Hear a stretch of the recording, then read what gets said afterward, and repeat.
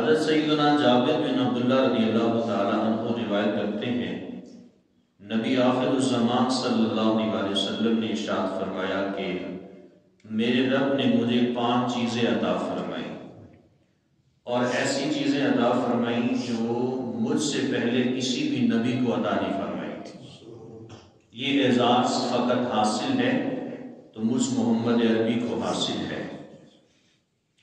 ارشاد فرماتے ہیں اللہ رب العالمین جل شانہ نے روب کے ذریعے سے میری مدد کی، میرا جلال، میری حیبت، میرا روب لوگوں کے دلوں میں اس قدر ڈال دیا کہ بڑے بڑے جو منافقین کے سردار، مشرکین کے سردار، جب وہ مجھے دیکھ لیتے تو میری حیبت اور جلال اور روب کی وجہ سے میرا کلمہ پڑھ لیتے، رئیس المنافقین کی بات کر لیتے ہیں۔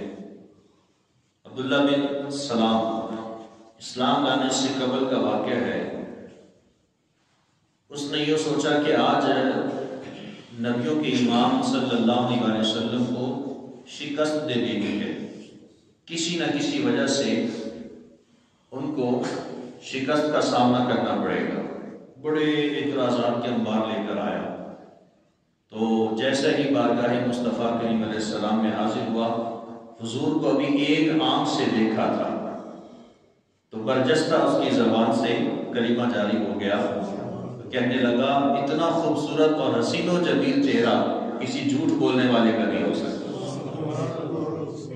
تو یہ روب اور دبدبہ اور حیبت اور جلال یا آقا علیہ السلام کو عطا فرمایا گیا۔ تو حضور فرماتے ہیں کہ روب کے ذریعے سے میری مدد کی گئی۔ دوسری بات ارشاد فرماتے ہیں، حضور نے فرمایا کہ ساری روئے زمین کو میرے لیے اور میری امت کے لیے مسجد بنا دیا گیا۔ سابقہ امتوں میں یہ معمول تھا، ان کے لیے عبادت کرنے کی خاص ایک جگہ تھی، وہ اسی جگہ پر عبادت کر سکتے تھے، اس کے علاوہ وہ کہیں بھی عبادت نہیں کرتے، ان کے لیے جائز ہی نہیں تھا۔ تو اللہ وحدہ لا شریک نے اپنے پیارے محبوب صلی اللہ علیہ وسلم کو پوری روئے زمین جہاں کہیں بھی پاک جگہ ہے وہاں پر آپ نماز ادا کر سکتے ہیں۔ آپ سکول میں ہیں، کالج میں ہیں، یونیورسٹی میں ہیں، کسی بھی جگہ پہ آپ کام کر رہے ہیں، ادھر ایک مصلی بچھا کر نماز ادا کر لیں۔ اللہ وحدہ لا شریک نے مصطفیٰ کریم علیہ السلام کی امت کے لیے آسانیاں پیدا کر دی۔ دوسری بات فرمائی گئی کہ ساری کوئی زمین کو میرے لیے مسجد بنا دیا گیا۔ اور تیسری بات حضور فرماتے ہیں کہ مال غنیمت کو میرے لیے حلال کر دیا گیا۔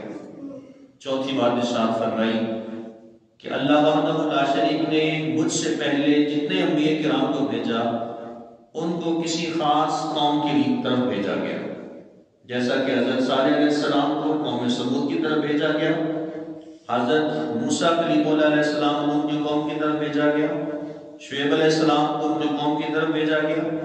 تو اقوام کے نام تھے، تو فرماتے ہیں کہ مجھ سے پہلے جتنے انبیاء آئے وہ کسی خاص قوم کی طرف ان کو بھیجا گیا۔ مجھ محمد عربی صلی اللہ علیہ وسلم کو اللہ رب العالمین نے پوری انسانیت کی طرف مبعوث فرمایا۔ وَمَا أَرْسَلْنَاكَ إِلَّا رَحْمَةً لِلْعَالَمِينَ۔ مصطفیٰ کریم صلی اللہ علیہ وسلم پورے جہانوں کے لیے رحمت بن کے تشریف لائے۔ اور پانچویں بات ارشاد فرماتے ہیں، حضور نے فرمایا کہ مجھے منصب شفاعت عطا کیا گیا ہے جو مجھ سے پہلے کسی نبی کو عطا نہیں کیا گیا۔ بلا شبہ تمام انبیاء کرام جنہوں نے ان کا کلمہ پڑھا، ان کو سر تسلیم خم کیا، وہ شفاعت کریں گے، انبیاء کریں گے، لیکن باقاعدہ سے منصب شفاعت جس نبی کو عطا کیا گیا ہے وہ ہمارے نبی صلی اللہ علیہ وسلم کی ذات گرامی ہے۔ حضور فرماتے ہیں کہ یہ 5 چیزیں مجھے عطا کی گئیں جو مجھ سے پہلے کسی بھی نبی کو عطا نہیں کی گئی۔ آقا دو جہاں صلی اللہ علیہ وسلم آپ جب جنت میں تشریف لے کر گئے تو آقا علیہ السلام نے کچھ لوگوں کو دیکھا کہ ان کے لیے بہت بلند بالا محلات ہیں، بڑے بڑے محلات ہیں، بڑے عالی شان ہیں۔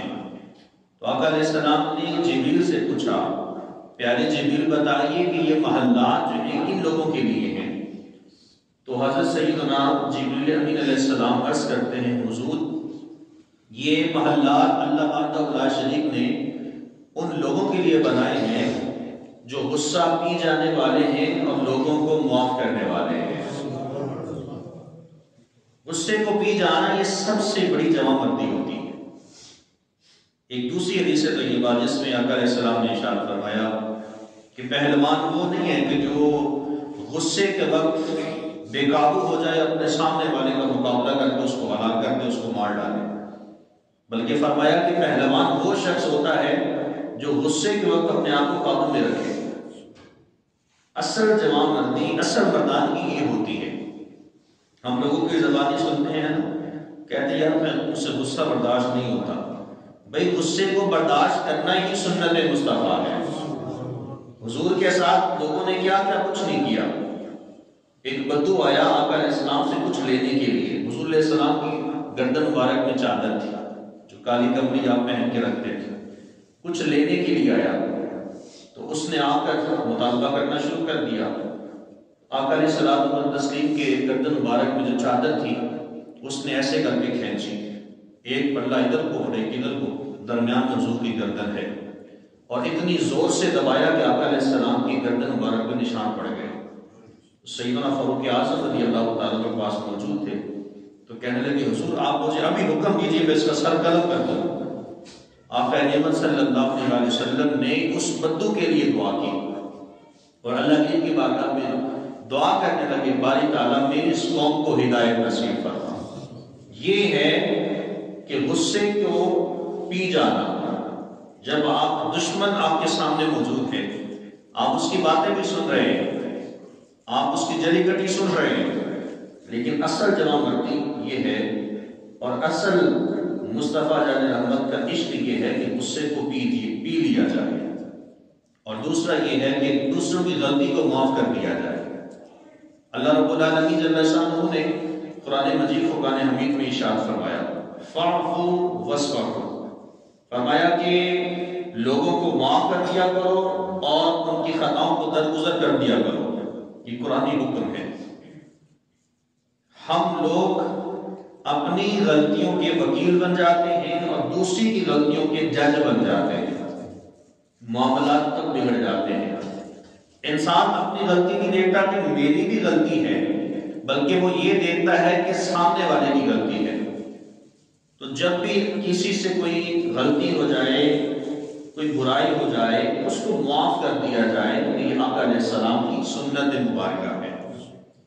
تو فرمایا کہ حضور یہ جو اللہ وحدہ لا شریک نے اتنے بڑے بڑے محلات تیار کیے ہیں، یہ ان لوگوں کے لیے ہیں جو غصے کو پی جانے والے ہیں اور درگزر کرنے والے ہوں گے، لوگوں کو معاف کرنے والے ہوں گے۔ کس لیے؟ واللہ یحب المحسنین۔ جبریل امین علیہ السلام نے عرض کیا حضور اس لیے کہ اللہ وحدہ لا شریک احسان کرنے والوں سے محبت کرتا ہے۔ یہ نیکی ہے، غصے کو پی جانا بھی نیکی ہے، لوگوں کو معاف کر دینا بھی نیکی ہے۔ لیکن جو بندہ غلطیوں کو معاف بھی نہیں کرتا، درگزر بھی نہیں کرتا، لوگوں کو بھی معاف نہیں کرتا ہے، تو اس کے لیے جنت میں یہ محلات نہیں ہوں گے۔ تو ہر انسان کی خواہش ہوتی ہے کہ مجھے رب تعالیٰ جل شانہ جنت عطا کر دے، ان چیزوں کی طرف دھیان کرنے کی ضرورت ہے۔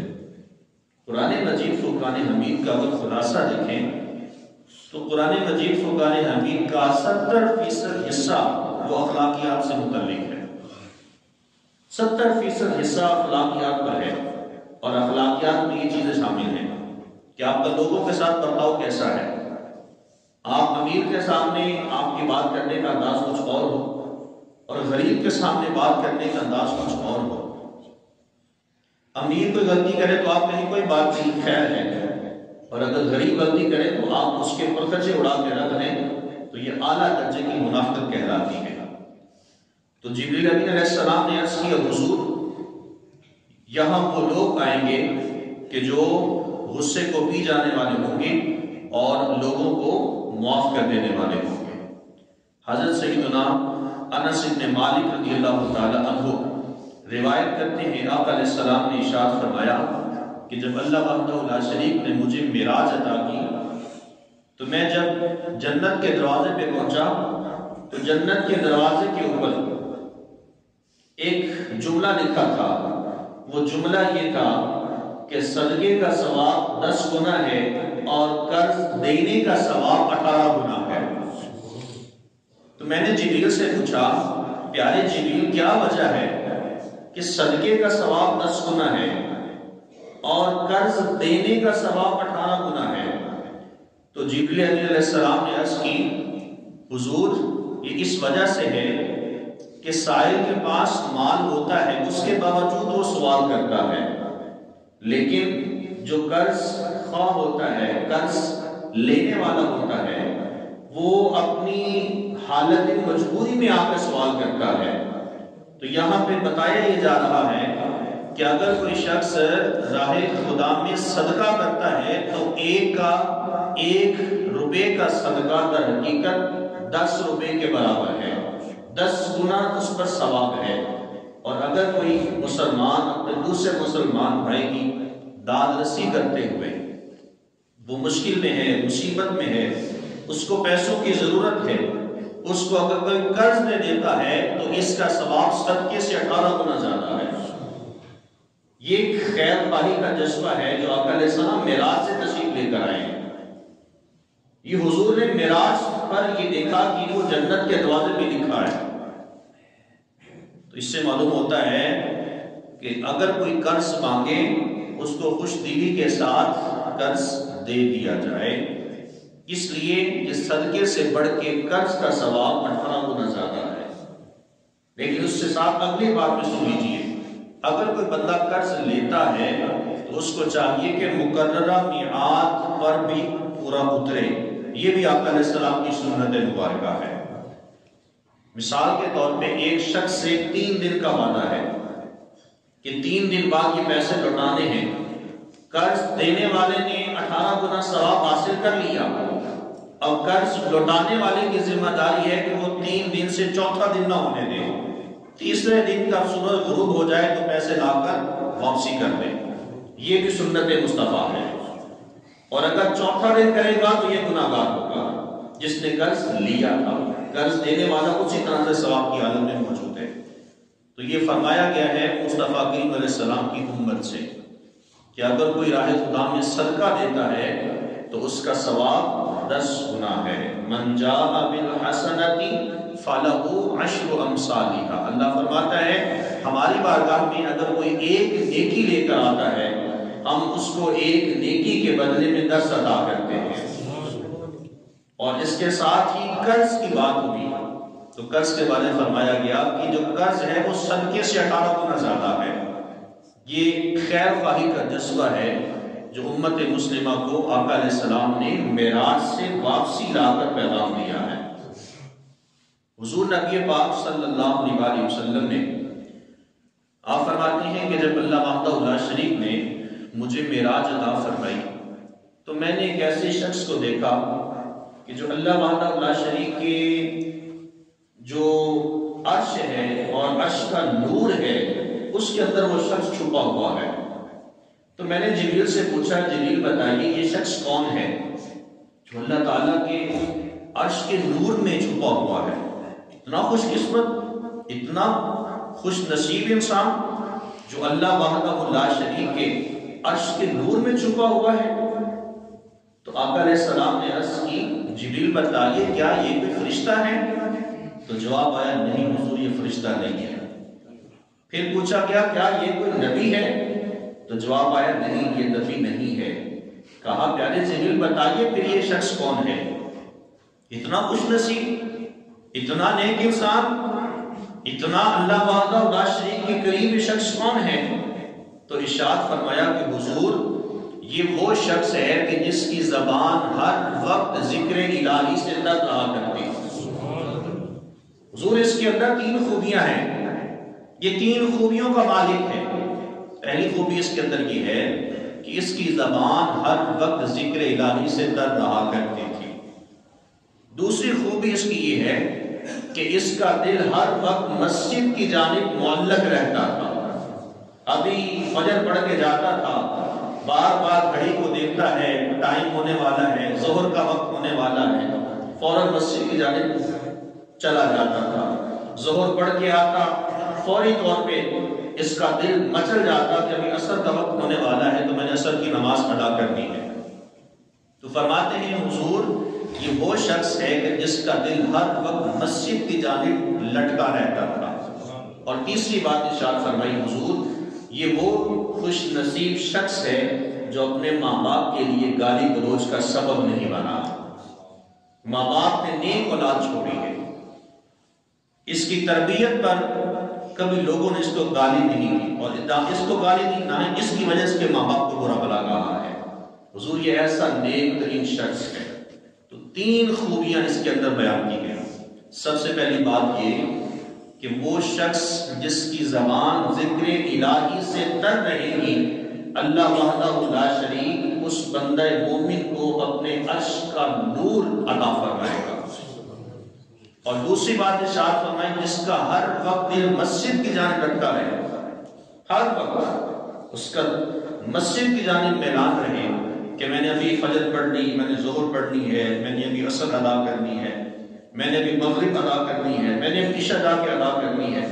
رات کو سوتا ہے تو الارم لگا کے سوتا ہے، نیت کرتا ہے کہ میں نے صبح فجر کی نماز باجماعت جا کے ادا کرنی ہے۔ ہر وقت مسجد کی جانب اس کا دل لگا رہتا ہے۔ تو یہ ایسا بندہ مومن ہوگا جس کو اللہ وحدہ لا شریک اپنے عرش کا نور عطا فرمائے گا۔ اور تیسرا وہ شخص کہ جو کبھی بھی اپنے ماں باپ کے لیے گالی گلوچ کا سبب نہ بنا، اس کی تربیت ماں باپ نے ایسی کی ہو کہ ماں باپ دنیا سے جا چکے ہوں تو لوگ اس کو دیکھ کر اس کے ماں باپ کو بھی دعائیں دیتے ہوں کہ یار کیسی تربیت کا مالک ہے، کیسی ماں باپ نے اس کی بچے کی تربیت کی ہے، اس کے ماں باپ کتنے نیک ہوں گے۔ تو اس اولاد کی وجہ سے اگر ماں باپ کو دعائیں ملتی ہوں تو یہ اولاد اللہ وحدہ لا شریک کے عرش کے نور کے سائے کے اندر موجود ہوگی۔ آقا دو جہاں صلی اللہ علیہ وسلم آپ فرماتے ہیں کہ مجھے جب معراج عطا کی گئی تو جبریل امین علیہ السلام مجھے ارض مقدسہ میں لے گئے، ایسی زمین جو مقدس تھی، اور یہاں سے مراد وہی جنت کا ذکر ہے اور دوزخ کا ذکر ہے کہ جو مجھے ارض مقدسہ کی جانب مجھے جبریل امین علیہ السلام لے کر گئے۔ تو میں جب میرا گزر جب جہنم کے پاس سے ہوا تو میں نے ایک شخص کو دیکھا کہ وہ لیٹا ہوا ہے اور دوسرا اس کے کنارے کھڑا ہے، اور وہ اس کے ہاتھ میں پتھر ہے، وہ پتھر اٹھا کر اس کے سر میں مارتا ہے۔ جو شخص لیٹا ہوا ہے اس کا سر کچل دیا جاتا ہے، تو تھوڑی ہی دیر کے بعد اس کا سر دوبارہ ٹھیک ہو جاتا ہے۔ اس کے سر کو کچلا جاتا ہے، پھر وہ ٹھیک ہو جاتا ہے۔ تو آقا علیہ السلام عرض کرتے ہیں میں نے جبریل سے پوچھا جبریل بتائیے یہ شخص کون ہے، اس پہ اتنا ظلم کیوں ہو رہا ہے، اس کو اتنی سزا کیوں دی جا رہی ہے؟ تو آقا رحمت صلی اللہ علیہ وسلم کے پوچھنے پہ جبریل عرض کرتے ہیں حضور یہ وہ بدبخت شخص ہے کہ جب نماز کا وقت ہوتا تھا تو اس کا دل نماز کی وجہ سے بوجھل رہا کرتا تھا، کہ نماز کی طرف توجہ نہیں کرتا تھا کہ میں نے نماز کو بھی ادا کرنا ہے۔ ہماری بدبختی دیکھیے کہ ہم لوگ کس قدر ہمارا رجحان نمازوں کی طرف ہوتا ہے۔ آقا علیہ السلام کی معراج ہم نے سنی، علماء کے خطابات ہم نے سنے، معراج ہم نے منائی، ہمارے گھروں میں محافل ہوئی، ہمارے گھروں میں ختم پاک پڑھے گئے، ہم نے حضور کی معراج کے نام پہ ہم نے نیاز تقسیم کی، لیکن نماز کا ہمارا عالم کیا ہے؟ نہ ہم خود نماز پڑھتے ہیں اور نہ اپنے گھر والوں کو نماز کی دعوت فکر دیتے ہیں، ہم لوگ جماعت تک چھوڑ دیتے ہیں۔ آقا دو جہاں صلی اللہ علیہ وسلم عرض کرتے ہیں میرے پاس جبریل آئے اور میکائیل علیہ السلام آئے، دونوں نے آ کر مجھے سلام محبت پیش کیا اور ساتھ ہی عرض کیا کہ اللہ وحدہ لا شریک نے آپ کی امت کی طرف سلام بھیجا ہے۔ سلام بھیجنے کے بعد عرض کرتے ہیں حضور اللہ وحدہ لا شریک کی طرف سے ہمیں پیغام لے کر آئے ہیں کہ آپ کی امت کا کوئی شخص اگر کوئی جماعت کو ترک کرے گا، جماعت کو چھوڑے گا، فرمایا کہ وہ کبھی بھی جنت کی خوشبو نہیں سونگھ پائے گا۔ جماعت کو ترک کر دینا، تارک الجماعہ، یہ گناہ کبیرہ ہے، بہت بڑا کبیرہ گناہ ہے۔ ہاں بامر مجبوری اگر کچھ چیزیں دیکھی جائیں تو فقہاء نے اس کی بھی الگ سے فہرست بیان کی ہے۔ وہ 50 کے قریب چیزیں ہیں، 50 کے قریب اقسام ہیں جس کی وجہ سے جماعت کو ترک کیا جا سکتا ہے، لیکن نماز چھوڑی نہیں جا سکتی۔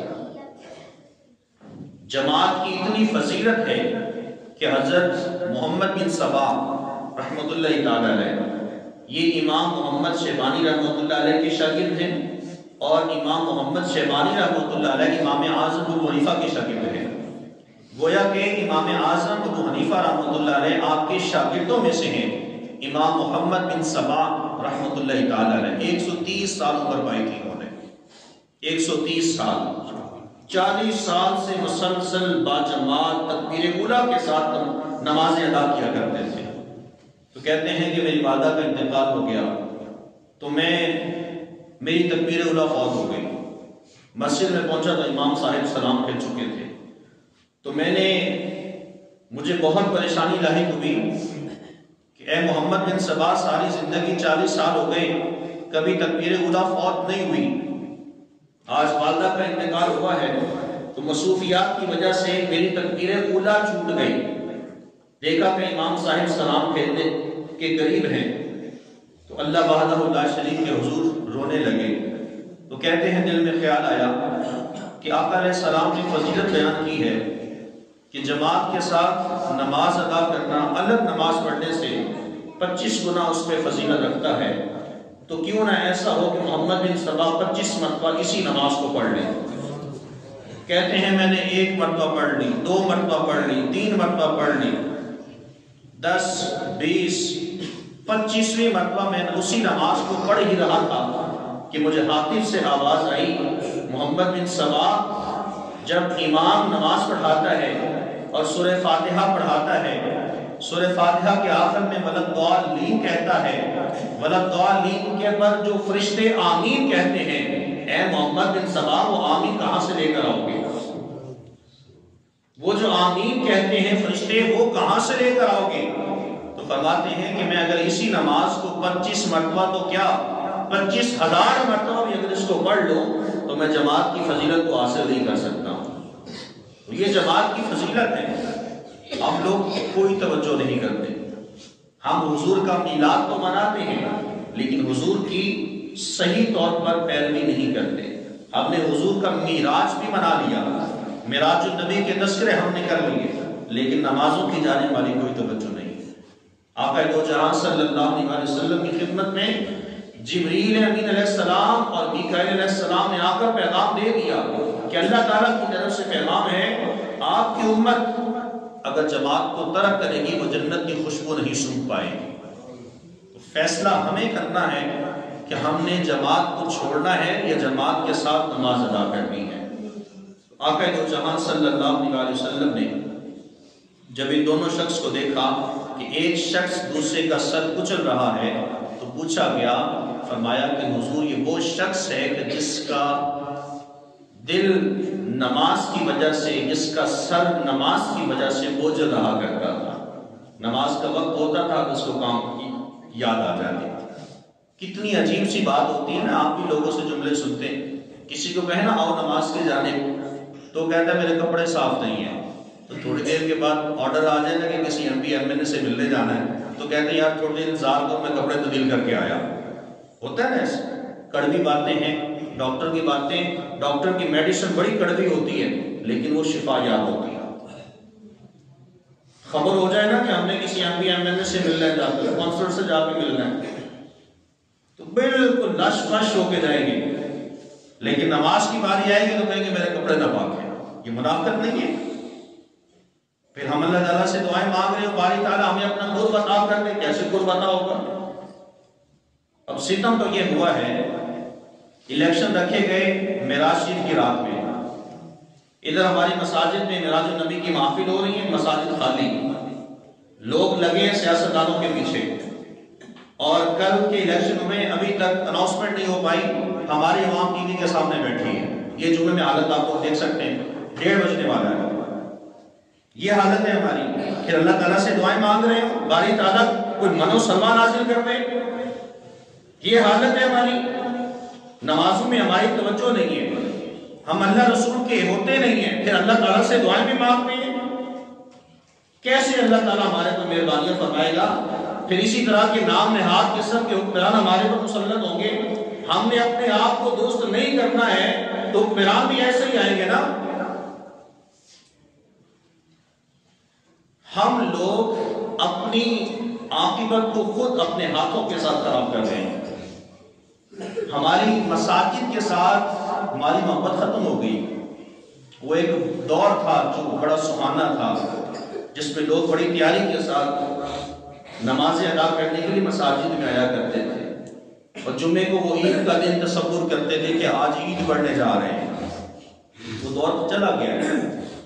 اب تو لوگ آتے ہیں جلدی سے امام صاحب گفتگو ختم کریں اور دو سجدے کروا کے ہمیں اجازت دیں، گھروں کو جا کے دوبارہ دکانیں کھول لیں، ہماری حالت یہ ہو چکی ہے، مساجد میں بیٹھے ہوتے ہیں، امام کی گفتگو بھی سن رہے ہوتے ہیں، لیکن اپنا جو خیال ہے اپنی دکانداری کی جانب ہوتا ہے، میرا گاہک نہ مڑ جائے، ہماری حالت یہ ہو گئی۔ بیٹھے مسجد میں ہوتے ہیں، امام کے پیچھے نماز بھی پڑھ رہے ہوتے ہیں، پیچھے اس امام کے اللہ پر کہہ کے ہاتھ باندھے ہوتے ہیں، لیکن اپنے دل و دماغ کی جو چابیاں ہیں اور دل و دماغ کے جو کنیکشن ہیں وہ گھر والوں کے ساتھ جڑے ہوتے ہیں۔ ابھی گھر میں مہمان آنے والے ہیں، ابھی میں نے بیٹی کو لینے کے لیے جانا ہے، ابھی میں نے بیٹے کو لینے کے لیے جانا ہے، ابھی میں نے یہ کرنا ہے، ابھی میں نے وہ کرنا ہے، یہ معاملات ہمارے چل رہے ہیں۔ جب ہم مسجد میں داخل ہوتے ساتھ دعا پڑھتے ہیں، پروردگار عالم اللہم افتح لی ابواب رحمتک، باری تعالیٰ میرے لیے اپنی رحمت کے دروازے کھول دے، مسجد میں آ جائیں، دنیا کو چھوڑ دیں، اللہ کے ہو جائیں، لیکن مسجد میں بھی آ کر پہلی بات مسجد کی جانب محبت بڑھتی نہیں ہے، اور اگر آ جائیں تو دل نہیں لگتا ہے۔ آقا کریم علیہ الصلوۃ والتسلیم نے یہ پیغام ہم تک پہنچا دیے ہیں کہ لوگوں نمازوں کی فکر کر لو، میں دوزخ کا مطالعہ کر کے آیا ہوں، میں نے دوزخ میں بے نمازیوں کی حالت کو دیکھا ہے۔ جنتی لوگ جہنمیوں سے پوچھیں گے ما سلککم فی سقر، تمہیں جہنم میں کس چیز نے ڈالا؟ تو وہ جہنمی کہیں گے قالوا لم نک من المصلین، وہ کہیں گے ہم نماز نہیں پڑھتے تھے۔ وہاں ذرا بتائیے گا تو صحیح، الیکشن تھے تو میں جناب کمپین چلانے میں مصروف تھا، وہاں بتائیے گا ان کو، میں تو کمپین چلانے میں مصروف تھا، میں تو سیاسی جلسوں میں جا رہا تھا، میں تو میچ دیکھنے میں اور میچ کھیلنے میں مصروف تھا، مجھے نماز کی فکر نہیں تھی۔ وہاں بتائیے گا جا کے، وہاں بتائیے گا میں دکانداری چلا رہا تھا، میری نماز چھوٹ گئی۔ جب نماز کے وقت طواف کعبہ رک سکتا ہے تو پھر ہمارا کاروبار بند کیوں نہیں ہو سکتا؟ ہمارا کام کیوں نہیں رک سکتا ہے؟ کام سے کہو کہ مجھے نماز پڑھنی ہے، نماز سے نہ کہو کہ مجھے کام کرنا ہے۔ اپنے آپ کو بدلیں، میں اور آپ سب اپنے آپ کو نہیں بدلیں گے تو میرے دوستوں ایسے نام نہاد حکمران ہی ہمارے پر مسلط کیے جائیں گے۔ اللہ کے نبی صلی اللہ علیہ وسلم جنت اور دوزخ کی سیر فرمانے کے بعد امت تک جو باتیں پہنچائیں ان میں یہی باتیں موجود ہیں کہ نمازوں کی فکر کی جائے، اخلاقیات کو بہتر کیا جائے، لوگوں کے ساتھ تعلقات کو بہتر کیا جائے۔ آقا دو جہاں صلی اللہ علیہ وسلم آپ فرماتے ہیں کہ میرا گزر کچھ ایسے لوگوں کے پاس سے ہوا کہ جن کے سامنے اعلیٰ ترین اعلیٰ قسم کے خوشبودار معطر بہت نفیس گوشت کے ٹکڑے موجود ہیں، وہ اس گوشت کو کھا نہیں رہے، لیکن وہ اس کے سامنے دوسرا گوشت جو کچا ہے، سڑا ہوا ہے، بدبودار گوشت پڑا ہے، اس کو کھائے جا رہے ہیں۔ میں نے جبریل سے پوچھا جبریل بتائیے یہ کیا کر رہے ہیں؟ اتنا اچھا گوشت سامنے پڑا ہے، اتنا بنا ہوا اعلیٰ ترین گوشت سامنے پڑا ہے، اس کو نہیں کھا رہے، بدبودار سڑا ہوا گوشت کھائے جا رہے ہیں۔ جبریل بتائیے کون لوگ ہیں، یہ کیا کر رہے ہیں، ان کو کس جرم کی سزا دی جا رہی ہے؟ تو جبریل عرض کرتے ہیں حضور یہ وہ لوگ ہیں جن کو اللہ وحدہ لا شریک نے نیک صالح حلال بیویاں عطا کی تھی، لیکن اس کے باوجود یہ حرام عورتوں کے ساتھ، ایسی عورتیں جو ان کے نکاح میں نہیں تھی، ان کے ساتھ اپنا منہ کالا کیا کرتے تھے۔ ان کے گھر میں حلال بیویاں موجود تھیں، لیکن اس کے باوجود بھی یہ غیر محارم عورتوں کے ساتھ زنا کر کے اپنا منہ کالا کیا کرتے ہیں۔ کیا یہ دور چل نہیں رہا؟ کتنا بدبودار معاشرہ ہے ہمارا۔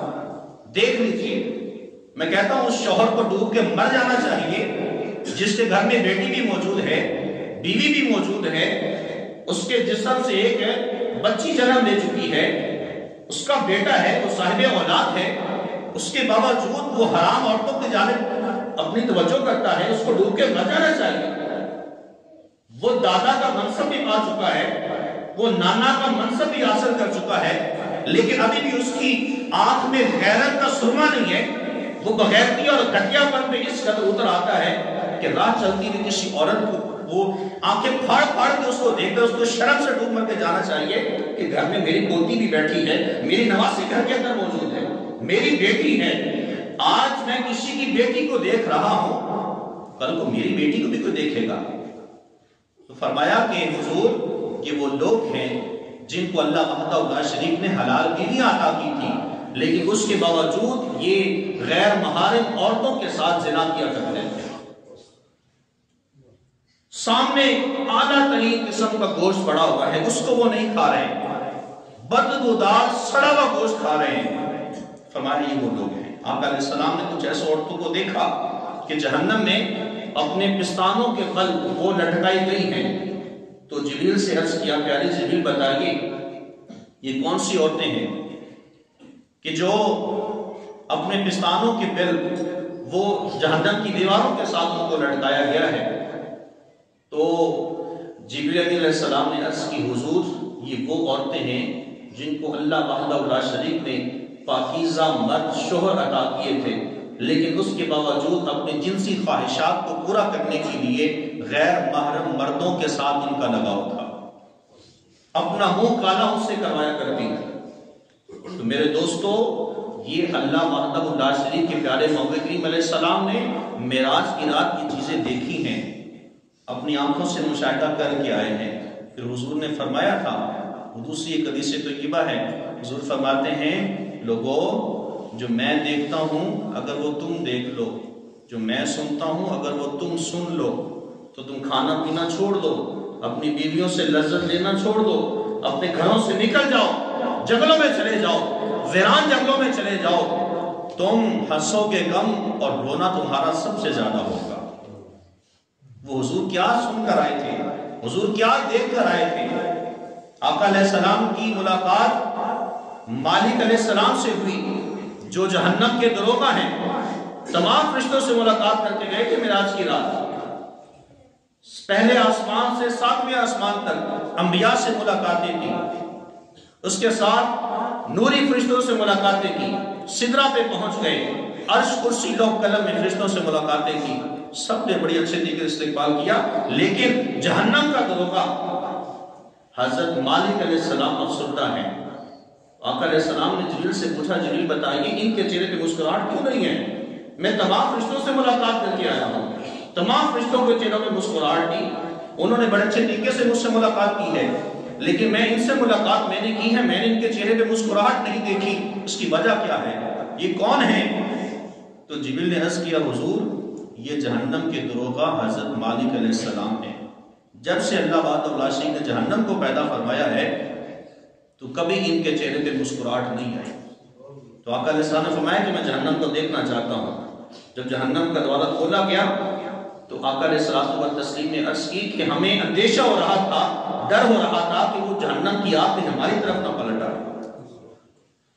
تو کہتے ہیں کہ فوری طور پر حکم دیا گیا کہ دروازے کو بند کر دیا گیا۔ ہم لوگ تو جنت کے طالب بن کے بیٹھ گئے، ہم نے تو کہا بس ہم رسول اللہ کی جنت، رسول اللہ کی، بندہ نماز بھی نہ پڑھے، قرآن بھی نہ پڑھے، اور اس کے نزدیک حلال حرام کی تمیز بھی نہ ہو، وہ کہاں سے کما کے لے کے آ رہا ہے، کہاں لگا رہا ہے، اس کو پتہ ہی نہ ہو، اور کہے کہ مجھے اللہ وحدہ لا شریک کا قرب چاہیے، کبھی ایسا قرب حاصل نہیں ہو سکتا ہے۔ آقا دو جہاں صلی اللہ علیہ وسلم آپ نے معراج کی رات کچھ ایسے لوگوں کو دیکھا جن کے بڑے بڑے پیٹ ہیں،